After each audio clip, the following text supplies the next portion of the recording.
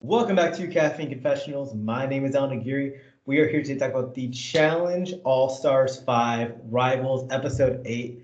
I'm joined by my lovely Vermontian co-host Zoe Trimboli. Hi, everyone. Unfortunately, Luke is not with us this week. Hopefully he'll be back soon. But we got an episode to talk about. Last week, we ended the episode with some drama between Shane and Veronica, friends of many years. You would expect that drama to roll into this episode. Nope, they're just doing face masks together. Yeah, you expect it to carry it into this episode, but you also in some ways expect it to immediately be squashed because they are friends of a dozen plus years. So maybe closer to 24 at this point. That's crazy to think about. It's interesting how they've been editing this season because they keep doing all these little cliffhanger endings, and then the beginning just never roll into the cliffhanger. So the reason you're like on the edge of your seat wanting to watch next week, and then they just swerve on you immediately. Yeah. It'll be interesting, like for people when they eventually binge this season, how like all these buildups that you're getting at the end of these episodes, and then, like you said, just swerve it right into something else. It does almost feel like like one of those TV shows that have like those like multi-character things where you're not going to necessarily jump straight into the next episode again. Like I think Yellow Jackets is kind of like this. Yeah. After this though, we see some other house stuff. The big thing is, and it's a question we have to ask, is it okay to sleep in a communal space when you have a bed and a room in the house? I think we all know the answer to this. I think the answer is unequivocally no, it's not okay. Like, that's a no-brainer to me, and anyone with any sort of social awareness and like care for other people. But Turbo's not one of those people. He doesn't care about other people, and he has no social awareness, and Turbo does what Turbo wants. So he's decided to camp out in the living room. That is his new bed. And you know what? Let's talk about it from like a Turbo's perspective, like a glass half full, half empty thing, whatever, optimistically. We've drank alcohol before, yeah, and you know what? Sometimes when you drink alcohol with your friends, you're like, hey, you know what? You want to sleep the night on my couch because you're right here instead of going all the way home? Sure, that's completely fine. Hey, maybe if we have a whole weekend together, sleep on my couch. If that friend is sleeping on your couch for like 4 to 5 days, no matter how much you love them, it does become an inconvenience, no matter how much you like them. Well, and like if you want to sleep on your own couch every once in a while, if you are drunk or you're just exhausted, falling asleep in a space is not the same as making that space your bedroom. Like if he were just like up late with people and crashed on the couch and then like got up in the morning and like if he was still tired wandered his way to whatever bed he decides to sleep in, that's different. But he's just staked his claim that that's his bed at this point. He's like journaling in the morning while people are sitting there trying to talk. Yeah, and I'll be upfront. I did not have a bed or bedroom until I was 16 or 17 years old. I lived in family situations where I was often sleeping on a couch in the middle of the house and stuff like that because I didn't have anywhere else to be. And that was okay. Like if you have that living situation, it's completely fine. But Turbo, like Adam said, there are completely empty rooms now in the house because people have been eliminated, and he's still taking up that space. It's a power thing. Like Turbo does this a lot in various ways where he acts in really obnoxious ways and then is like daring people to challenge him and then like uses it as an excuse to kind of like rage out against people. He's also made the space so gross to where like, well, Turbo's just always there. It's gonna smell like him. Like, why do I want to like sit in that space? Because it's all turboed up at this point. But Turbo doesn't like when other people make it gross, so Yeah. they can't Turbo take their dishes around. Turbo made a comment about Adam farting all over the place. Adam's an old man. Like old men fart a lot. And it's one of those things too where he eats so healthy. Like, I'll say this. Fat people get a lot of like criticism for farting a lot. People who eat healthy, they're farting way more. This is maybe top 5 worst conversations I could ever have, by the way. Like, there's like talking about like things you grew up with. In my house, we did not talk about bodily functions. So I can't, as an adult, even talk about bodily functions. Like I'm avoiding the word that you just said that starts with an F, because like that's how fucking deranged I am when it comes to these conversations. So when Turbo mentioned that, I was like, no, fuck that. That's not okay, because like it's like a running joke that my friends, like if they burp in front of me, they apologize. Because I'm that crazy. I hate burps too. I'm with you on that. Like I've literally like looked at people like so mad. Yeah. I'm with Turbo on Adam passing gas in front of everyone. I think that's obnoxious. I do agree with you that the healthier you eat, the more fucked up you're, not more fucked up, but the more noisy your digestive system is. But Yeah. it's Turbo deserves everything that's happening because he's choosing to sleep in a communal space. Yeah, he's literally like he's reaping what he sowed, whatever. Like it's just you put yourself in that situation. Yes, people in the challenge house like to party. Yes, they like to eat food, especially in the living room communal spaces.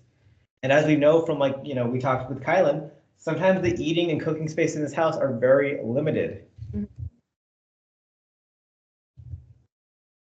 I don't get it. I would get it if the house was still pretty full and there weren't empty bedrooms, like, and he just didn't feel comfortable anywhere. But like when there's empty bedrooms, there's no reason. It's just nothing. It's the only explanation to me is that it's like a weird power thing. No, I do think people should just be more cleanly in the challenge house as a Yeah. whole. It's one of those things that Jordan Wisely goes crazy about every season, and I always am in full agreement with him. Yeah. 100% agreed. But you want people to be clean for the reason that it's like everyone is sharing space, not because it's your bedroom that they're leaving their dishes in. I also just like living in a clean space. I don't like stepping on a floor and feeling any bit of it being sticky at all. It bugs me. Yeah. No, that's completely valid. Now let's go from Turbo and Adam and their whole argument. Actually, before we need to actually talk about the fact that Turbo gets into it with both Adam, Melissa, and then Nani comes in and she goes into full aggression mode of like telling him to shut the hell up. Yeah.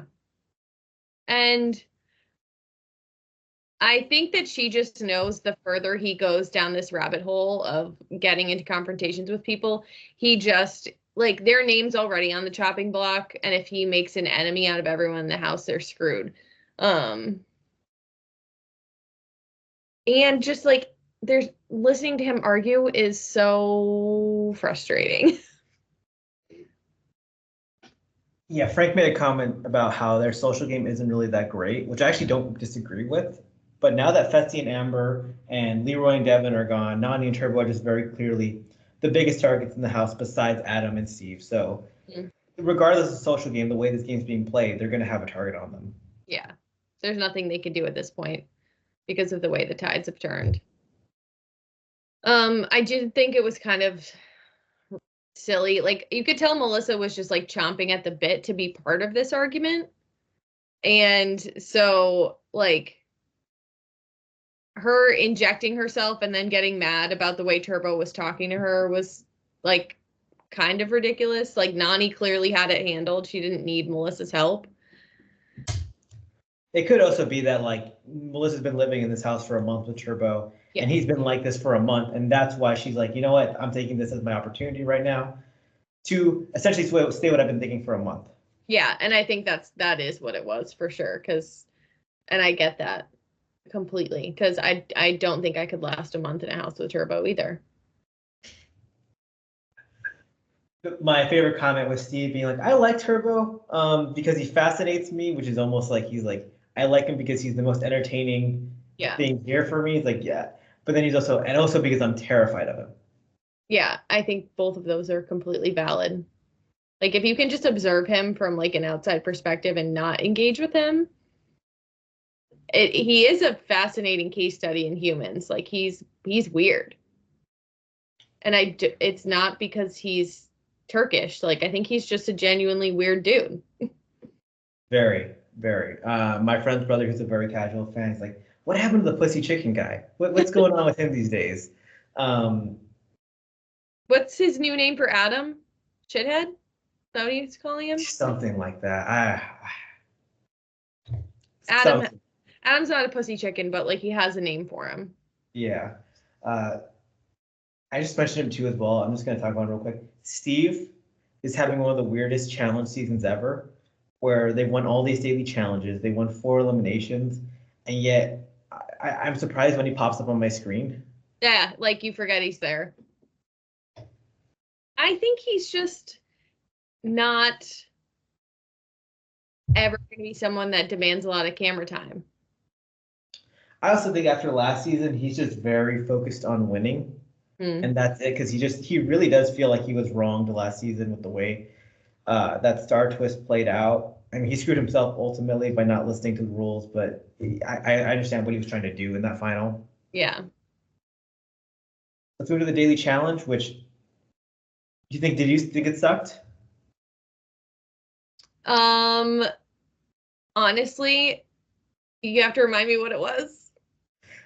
Players solved a puzzle, and then they drove an ATV off the cliff, and then had to touch a star. It was And so stupid. Like, again, we know this is rinse and repeat from last season where they used the exact same thing, only with like a car instead of an ATV. And it was a 9-piece puzzle.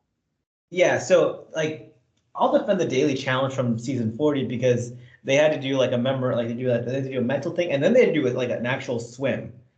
This, it's just a 9-piece puzzle, drive the ATV 10 feet, and then touch the star. And the touch the star portion is a massive disadvantage to the teams who are shorter / have 2 women.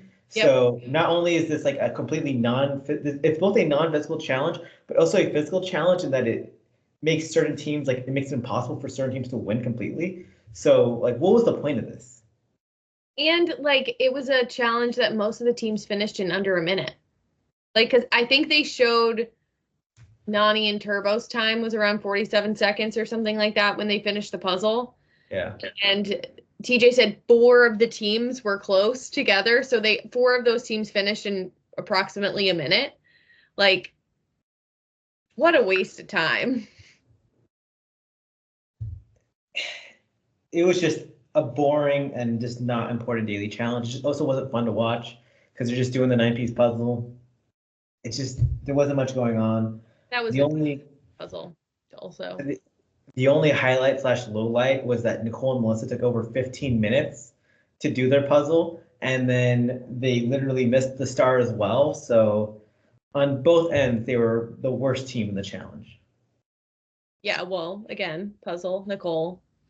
And Melissa's not much smarter. She's just more likable. Yeah, production needs a shakeup. It's just so bland, and especially like for viewers who are watching other shows, like especially if you watch Survivor, I'm like, it's clear that challenges don't have to be super complicated for them to be entertaining. Like Survivor does stuff like that all the time. What would you think if they were like, all right, ping pong, game to 5? I wouldn't like that either. Would it have been more entertaining than this episode? Imagine there's someone on the cast who's just sick at ping pong. I hate it, Allan. I hate all. Like I don't know, because I don't think it's like. I'd rather watch them play Flip Cup. That would be sick. See, like that would be fun. That would actually be funny. Like, I'd rather watch them play Pin the Tail on the Donkey. We've had blind stick fighting on this show, and I still think it's a great elimination. It is. Like, yeah, seriously, like even some of the challenges, especially with pairs, when like one partner is blindfolded and the other partner has to like find something or do some sort of simple obstacle course, like, can we try a little harder instead of doing like just wasting 6 or 7 ATVs, whatever it is? Like, ultimately, Steve and Adam win the daily challenge, which I'd say is probably the most boring outcome, but also like they deserve to win because they're the best team. I don't know what to say. yeah, they're the best team. Again, I'm going to be shocked if they lose at all from here on out. Um, Good luck to Frank trying to get them into an elimination. And at this point, who do you have that's going to be able to take them out? Turbo and Nani right now are the only team on the board, I think, with that capacity. But for that to happen, a different team than those two teams have to win the daily challenge. But as we've seen, the gap between them and everyone else has just become so massive. Mm-hmm. Good for them though for getting Fessy and Amber out because was big for their season because it was really the only challengers in the daily challenges. Yeah, that was the team they needed to get rid of. And that's the team everybody else should have held on to get rid of Adam and Steve. Because it's Fessy and Amber are beatable in ways that Adam and Steve are not. So while I'm trying to like dream up scenarios of people beating Adam and Steve at X, Y, or Z, I think there's plenty of scenarios based on the eliminations we've seen this season that a lot of these teams could have beat Amber and Fessy. Yes, I agree. We move on from the daily challenge. We see people at the club, and we get more Melissa and Turbo, where Melissa kind of demands an apology from Turbo. What do you think of this scene? I mean, I think, is this one of those moments when production was forcing Turbo to be there? Like he clearly didn't want to be there. He wanted to be on his other couch sleeping. Instead he was at the club sleeping. And Melissa, she hates him and wants to fight with him. I don't want to defend Turbo because I don't like him, but like when he's just minding his own business, it doesn't feel like the time to come at him. Like, he's going to give you plenty of opportunities to show your frustration. It's inevitable. Like, take your shot then, not when he's trying to sleep at the club. It was weird because I do think Melissa went at it the wrong way. At the same time, we also had Nani say that if you're going to try and talk to Turbo, you have to open with "I'm sorry" for him to listen to you, which it's probably true. It's definitely true. But it is one of those things that as a human, if you don't feel like I don't feel any, if I was Melissa, I wouldn't feel any need to say I'm sorry. Well, like I dated a narcissist for 4 years, so there are men particularly that if you want to get any sort of like halfway apology or like sincerity in a conversation with them, you do have to like be the first to acknowledge you did something wrong, even if you didn't feel like you did something wrong. That's the only way that they're going to engage with you. Like, and Turbo is definitely a narcissist. Oh, big time. And he's so toxic. Like, that's Nani, that's I think why she does so well with so many different kinds of people. Like she does like accurately get a read on them, and she's like she's figured Turbo out. Like, yeah, that I'm sure that is how it is. It did make me cringe when I heard it out loud because I was like, oh yeah, there's a certain kind of personality you have to do that for. That's not normal for all humans. You shouldn't have to do that, but for him, yeah, it is. I would just never do that for Turbo personally. So I'm just never going to be friends with him. I'm never going to break bread with him after he pisses me off. Sorry, not sorry. Next up, though, before we go on to that, in response, Melissa then decides to leave some food by Turbo's living area, bed/couch. I mean, you knew that was going to happen. Nicole begged her not to by the pool, and it is funny though. She did it like kind of far away. Like she didn't actually have the balls to like put it at the like foot of the couch, like right next to it. She like hit it on the opposite side at like in the corner of the room almost. but she needed to get it off her chest. That's what she had to do to be able to move on. So I support it. I support petty fights in the challenge house. I mean, the pizza box on Brad and Brittany is still maybe one of my favorite moments in challenge history. Look, there's an interview out there between me and Marie where we just talked about only pizza. Every question was about pizza after that episode, and it's seriously one of the best reality TV moments. Yeah, absolutely. Everyone should watch it. Moving on from petty fights to more serious ones that are also petty as well. Yeah. Shane and Frank. The house is going around for the house vote. I should just jump straight into the house vote. Dario and Ashley are going in as the house vote because everyone has already. Oh, was it Turbo and Nani were the house vote? No, Dario and Ashley were the house vote. Dario and Ashley were the house vote. Everyone has already voted them in once before, made it really easy to vote them in again. They're also star holders and one of the stronger teams. And have a chance at eliminating Nani and Turbo. And because Steve and Adam won, they're not an option, and they're protected by a good number of teams at this point. Yeah, I'm honestly surprised though, like it didn't spin as Nani and Turbo as the house vote. Because if I was the other people, I think I was a little concerned if I was like, say, Frank and Sam, Nicole and Melissa, that Adam and Steve easily could have thrown in someone else, fearing retribution of Nani and Turbo coming back. But yeah, Dario and Ashley were the house vote. They voted for themselves. I believe so. Yeah, even at one, yeah. At the club, Frank and Sam voted for themselves. Frank and Sam voted for themselves. Yes. That's what happened. At the club, we see Shane and Veronica talking, and the plan everyone knows going in is to put two star holders together. And Shane brings up the idea, it's like, well, Frank does have a star. And Frank hears this at the club. Shane and Frank get into it a little bit. Then at the house vote, because Shane is the one who keeps saying throughout the episode and throughout the house, like, people remember Frank has a star. Frank has a star. And then at the house vote, Shane has the audacity to say, "Oh, I've been working this whole time to make sure that you're safe this vote." Yeah, because I'm firmly Team Shane in this battle between the two of them, like long term. But in that moment, I was like, unless there's something we're not seeing, which I don't think production would leave that much on the floor. But that's been wrong before.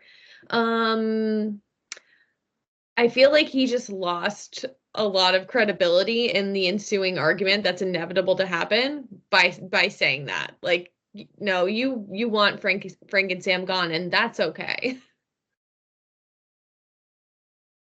I love Shane so much.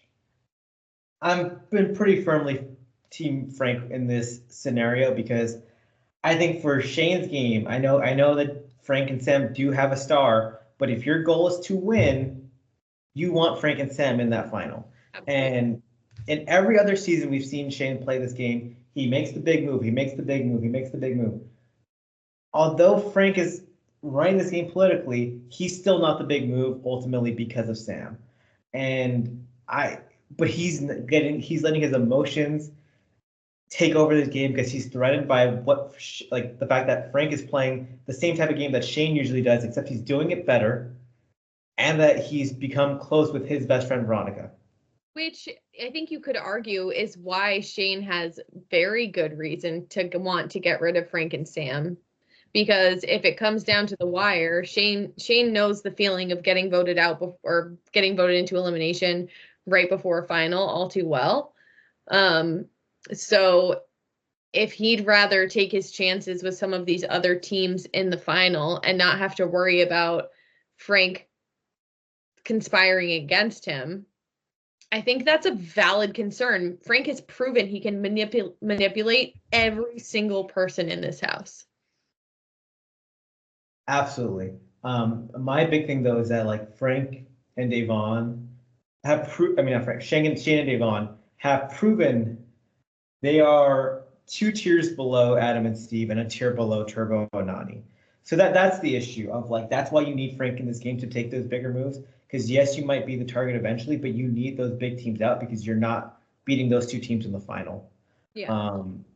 And if one or two of those teams are out, then your chances like become much higher, and you have a real shot at winning and a better shot at making it to the final too, because those stars will become available. Yeah. It just Shane is definitely feeling outshined by Frank on this season because I mean Shane's been like the big character who makes all the plays behind the scenes on these shows, and now he's just not that guy. Frank is just outplaying him. But even in the midst of all that, Frank is so insanely pressed by Shane. Like, I do think that Shane is feeling some type of way towards Frank, but it like how easily that gets under Frank's skin and winds him up is strange to me. I think Frank is just continually on tilt. I think Frank is always kind of pressed.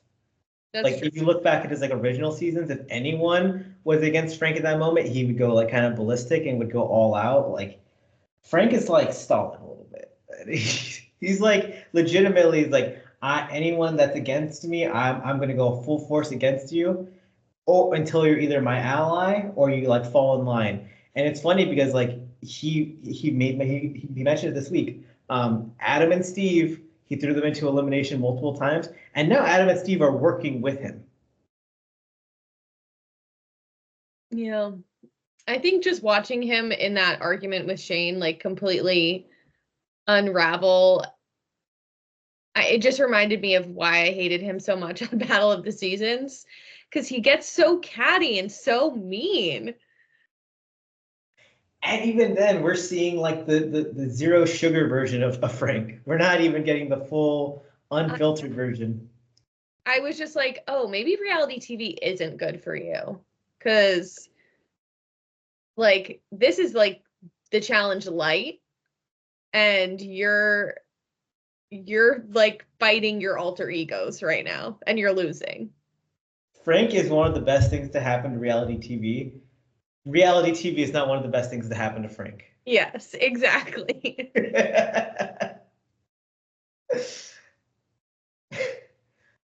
Even after the House vote, we then moved to the main vote, and Shane is pressing hard for Sam and Shane is pressing hard for Frank and Sam to be the vote to Adam and Steve. And Adam and Steve are like, well, you know what? He did vote us into multiple eliminations. They are going to gun for us again, most likely. But that's not the move they make. Sure isn't.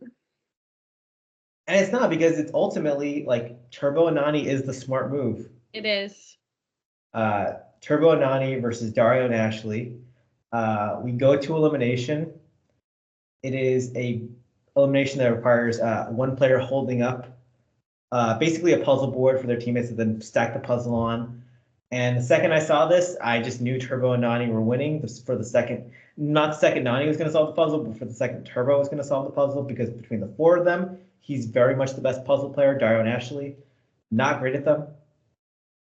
Yeah, it was over. It was over before it started.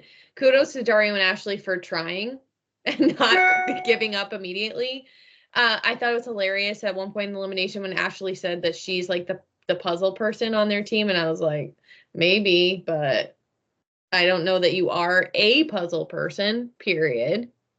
And they probably felt confident after the 9-piece puzzle daily challenge, where they did pretty okay. They did pretty okay in that challenge, but like that's not a real puzzle. Like, no offense to them. I mean, it's a real puzzle to Melissa and Nicole, but not actual smart people. I honestly was surprised it took Turbo 2 tries to get this puzzle. That's how much. Yeah. I think the puzzle was a little bit challenging. Like, I don't think it was the hardest puzzle we've ever seen on the challenge, but I thought it was going to be that much of a blowout.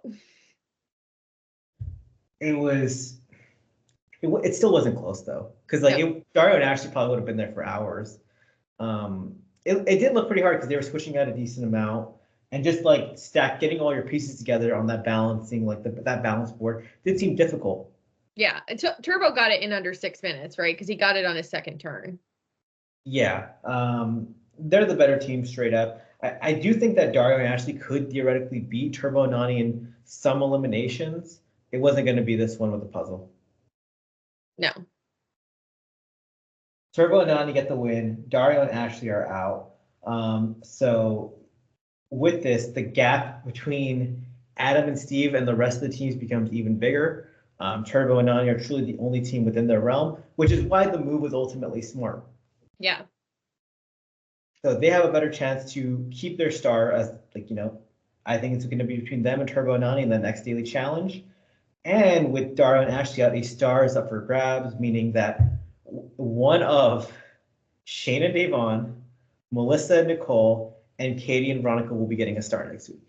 A 1 in 3 shot at a star. Shane and Davon should be feeling pretty good about this right now. Regardless, one of these very subpar teams is getting a star, and then a team is going into elimination, which likely the following week another star will open up, and now then we're talking about a 1 in 2 shot. And then we got the final, probably, right? Yeah, I mean, unless they do like some sort of purge or whatever, that's what we're looking at. We're down to 6 teams. Adam and Steve the favorites, right? Yeah, for sure. Turbo and Nani second. Shane and Davon are third. Big drop though, right? Yeah. Oh, big drop. And then from there it is a 3-way tie for 6th. I'll take Frank and Sam over these other 2 teams.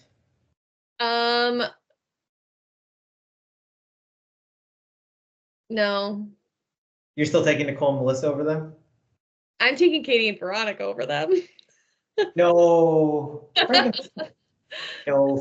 will push Sam up that mountain. And this is me being an optimist and not a realist. I'm taking Katie and Veronica for the reason that I don't think I have it in me to watch Frank and Sam in the final again. It's like, those Sherpas who go up Everest. Frank will be carrying Sam's carcass to the finish line at the very least. I want it to be like a final reckoning where there's like a night where they get to drink wine and Katie and Veronica are there. Like, at least it would be fun with them there. That'd be cute. That would be cute. Hey, look, Katie and Veronica won a daily challenge last week, and I forgot to note it during the podcast. That was Katie's first ever paired daily challenge win ever. Congrats, Katie. And it was one of those. It's a very cherry picked back because I posted she debuted over 20 years ago, and this is her first daily challenge win as a pair. And it's like, well, she's only been on like 3 or 4 pair seasons. Yeah. She was on a bunch of big team seasons back in the day, so she didn't really get the opportunity to compete as a pair or individual super often. Yeah, and then she had Big Easy for a partner. Yeah. The odds have never been in her favor. No. But hey, look, this is not the longest podcast, but also we did not dislike this episode. This felt actually like an OG episode of the challenge where it's just like you watch your 40 minutes and then you're done with it. And it's just like, all right, cool, on to next week. Things are moving, and nothing felt like they were moving at a glacial pace. Like, things happened all throughout the episode, and we get to be excited for the next one. Yeah, and there's also only 14. There were only 14 people in the house. Now we're down to 12. So there's not really like that many people to talk about. Like, I think we basically talked about everyone. Actually, like Dario and Ashley, they got eliminated. But like, what do you think for them? Do you want to see either of them on a future season? I want to see them back together on our exes season just to see if they will rekindle, because the vibes are there. I would like, yeah. And it's funny because like they kind of keep hinting at it too, of like they want, they're interested and stuff like that, but then they're not. It's like, oh, Ashley's like, oh yeah, me and Dario, we might even get back together as friends, Dario showed out a little bit this season. He got into some drama and stuff like that. But is he a must for a future season? No. If he shows up, I won't hate it. Yeah, and if he happens to show up and Devin's there too, where I like to, Dario isn't afraid to mix it up with people and like actually get into confrontation. The problem is when he's not doing that, he's sleeping. Yeah, and you know, his original challenge career, like his Bloodlines, Rivals 3, he was actually mixing it up. He was getting into fights, he was getting into showmats and stuff like that. And then he followed up with 2 seasons where he was sleeping. Yeah. So it kind of feels like, am I falling for the trap again? Am I like, we give him a season because he's a little bit interesting, and then he takes 2 seasons sleeping and just cashes the appearance checks? Yeah. Might be. In sports, there's like the contract year where someone's awesome the year they're up for a contract, and then they just coast it in the next few years. That kind of feels like Dario right now a little bit. Yeah, and I think Awesome's a stretch. He shows a little bit of potential. Give him money based on potential. Oh no, he sucks. Yeah. All right. Well, everyone, make sure to subscribe to us on Spotify, Apple, YouTube, where you find the podcast. Thank you all for listening. We'll be back next week to talk about episode 9. Finals approaching. All Stars 5. Been a season.